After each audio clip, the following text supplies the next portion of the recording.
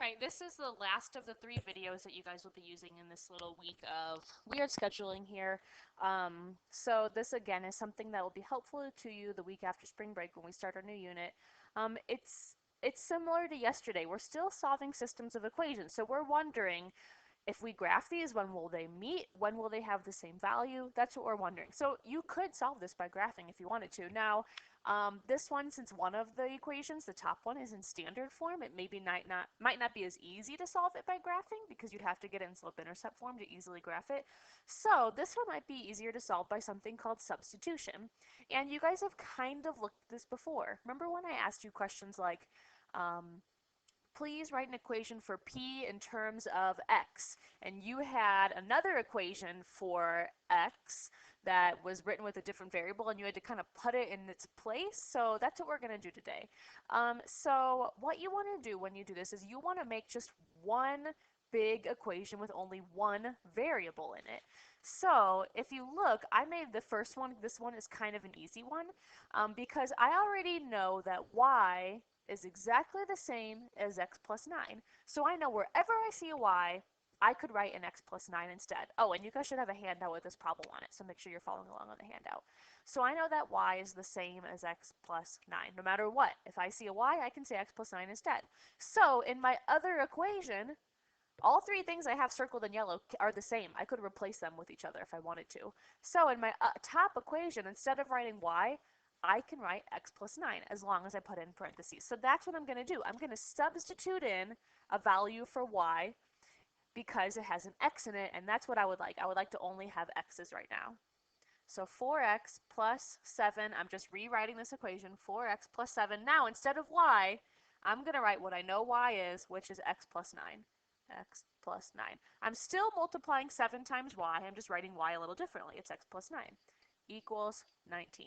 So I still have that top equation exactly the same. I just filled in something different for y, which is okay because I know y is the same as x plus 9 because my other equation told me so. Now, this is just one equation with one variable in it, and we can solve that. If we have one equation and one variable, we can solve it. And basically, as long as you have as many equations as you have variables, you can solve that equation. So, hopefully you're kind of thinking what you should start doing right now. Whenever you have a parentheses here, we want to go ahead and distribute. I cannot combine my 2 terms with x's yet until I distribute because this is not really an x, it's really a 7x. So let's go ahead and distribute that 7. Now remember, the 4x out in front is not being distributed. He's just kind of hanging out there. And then I'll distribute everything else. So I'm going to distribute 7 times x is 7x, so plus 7x. And then I'm going to distribute 7 times 9. So 7 times 9 is 63. So I'm going to write plus 63. And I'm going to go ahead and do a line through my equal sign so I can solve this equation. Equals 19. I did not change this side with the 19, so I'm just going to leave it 19 for now.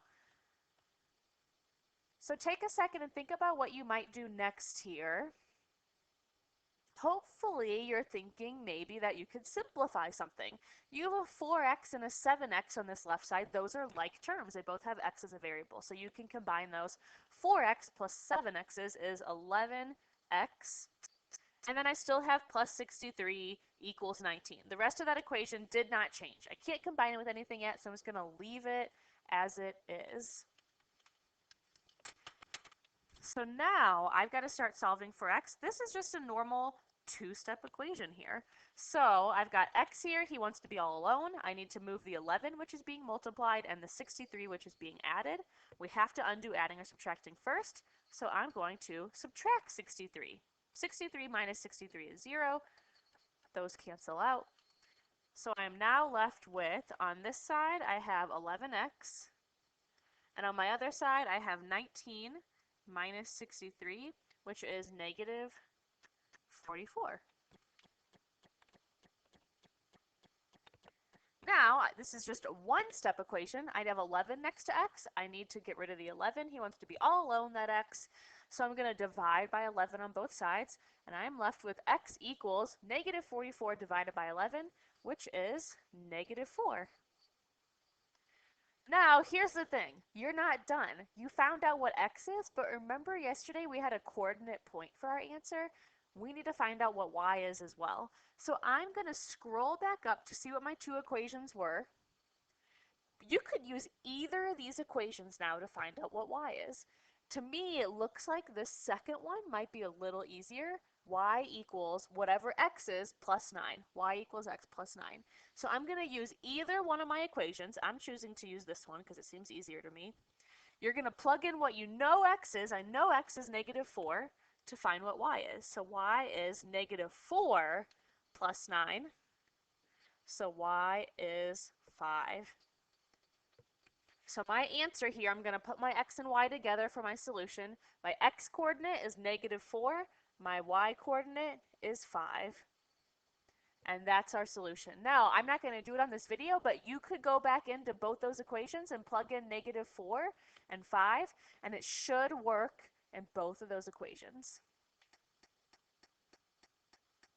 All right, so I've got another another example here for you to try. I want you guys to pause the video. You might want to give yourself a while. Maybe give yourself 6 or 7 minutes here. Try this problem. Oh, sorry, I forgot. This one I wanted to do with you guys because it's a little tougher. So we're going to solve this by substitution. So the weird thing here is I don't have either variable by itself. Like I don't have an equivalent expression for x or for y in this case. So the first step here is you have to make that happen yourself. So you can use either equation. I'm kind of thinking this first one might be kind of nice because we've got an x all alone with no coefficient, and I've got a y all alone with no coefficient. So I'm going to rewrite this down here. X plus y is 3. I want to get either one of those variables by itself, sorry. All right. So what I'm going to do here is I'm going to pick to get x by itself. Now you could do y. That would be fine too. All right. So I'm going to try and get x by itself here. So I'm going to subtract y from each side to get x all alone. Then I'll have an equation that I can use for x. So x is 3 minus y on this side. I move the y over by subtracting y. So now I have something. I know x is exactly the same as 3 minus y. Wherever I see an x, I can write 3 minus y instead. So now I'm going to use that in my other equation. I'm going to put wherever I see an x in my other equation, I'm going to write 3 minus y instead in parentheses. So my other equation is 3y plus x equals 5. I'm going to rewrite that because I'm running out of room here. 3y plus x equals 5.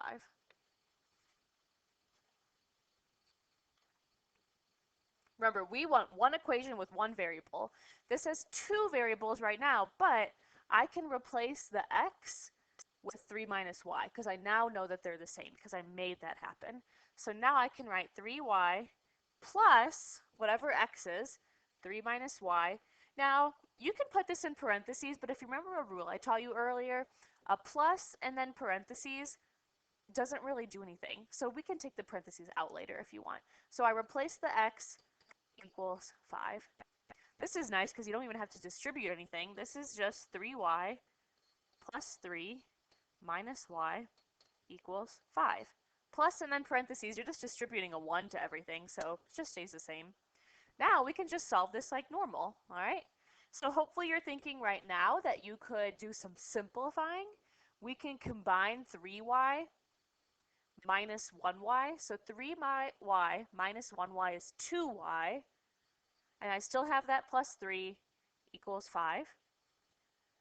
Now it's just a normal equation. So I'm trying to get this y all alone. He has a 2 being multiplied, a 3 being added. So I'm going to subtract 3 from both sides. And I'm left with 2y equals 5 minus 3, which is 2. Now hopefully you can kind of just see the answer on this one. 2 times what is 2? Well, 2 times 1 is 2. But if you wanted to, you could divide by 2 to get that y by itself. And you are left with y equals 2 over 2, which is 1. Now do you think we're done? Hopefully you said no, because we are not done. We need to plug that y in to find out what our x coordinate is to solve this system. So I'm going to go back up. You can use any equation that you have here. You can even use the equation that you moved around, x equals 3 minus y. I'm going to use that one. You can use any equation that you've written, as long as it's true. And I know that's true, because all I did was move something. X equals 3 minus y. So I know that x is whatever 3 minus y is. I know y is 1. So x is 3 minus 1, which means x is 2. So there's the other half of my solution. I can write this as a coordinate point to be completely done. My coordinate is xy, so it's 2, 1. Now I'm making this video pretty quickly, so hopefully I didn't make any mistakes, but you can plug that in, check that it works in both equations. X is 2, y is 1. That should be the solution to this problem. So now I've got one I want you to try on your own. So pause the video here, take about 6 or 7 minutes maybe to solve this. This is one of the tougher ones where you need to get a variable by itself at first. I would recommend getting this x on its own because it has no coefficients. That makes it easier. So pause the video, try it, and then you guys can watch it to check your answer. All right, so I'm going to go over the answer to this one. So like I said, I think it would be easiest. We want to substitute here. We want to find something to substitute. I don't have either variable by itself, but it would be really easy in this second equation to get that x by itself because all I have to do is move that 3y by subtracting it. So I know that x is the same as 7 minus 3y. Now that I know x is the same as 7 minus 3y, I can put that where I see an x in my equation up here. Then I'll have one equation and all I'll have in it are y's. So I'm going to rewrite that first equation here, 2x, but instead of this x now, I'm writing 7 minus 3y. Now I'm going to continue the rest of the equation exactly the same. Minus 3y equals negative 4. Now, this is just a normal equation. You guys can solve this on your own. So hopefully you're thinking that the first thing we want to do here is distribute. So we're going to distribute 2 times 7 is 14. And 2 times negative 3y is negative 6y. Now after that distributing, the negative 3y is just sitting out there, so you can just write minus 3y equals negative 4. I'll just start drawing my line through my equal sign here. Now, before you start moving anything to either side, see if you can simplify anything, because look on this side. I've got negative 6y minus 3y. That's just negative 9y. So I have 14 out in front here minus 9y equals negative 4. Now it's just a simple two-step equation. My y wants to be all alone. He's being multiplied by 9, and he has, or sorry, negative 9, and he has a 14 out here in front being added. So I need to move the addition first, the 14. So I'm going to subtract 14 from each side. So I've got negative 9y equals negative 4 minus 14, which is negative 18. Now I need to get that negative 9 away from the y. He's being multiplied, so we're going to divide. So negative 9 over negative 9 is 1, so I'm left with 1y, or just y, equals negative over negative is positive, and 18 divided by 9 is 2. So hopefully you got that y is 2 in this case, and now all I need to do is plug that back into either equation to find what x is. I think this would be an easy equation to use. X equals 7 minus 3y. Remember, you can use any equation that has an x and a y in it to find what your other variable is. So x equals 7 minus 3y. X is 7 minus 3y. I know y is 2, so I know that x is 7 minus 3 times 2. Now you need to do order of operations here. You need to multiply first. 3 times 2 is 6, so 7 minus 6 is 1. So hopefully you got x is 1. So our solution here is a coordinate point is 1, 2. X is 1, y is 2. That should work in both equations, and it should be where they cross.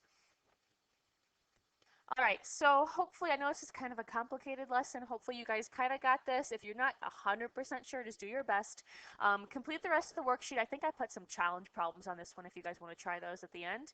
But complete this worksheet in class. You do not need to turn it in. You can take it with you, and we will talk about it either on Friday or after spring break. So have a good day, and I will see you tomorrow.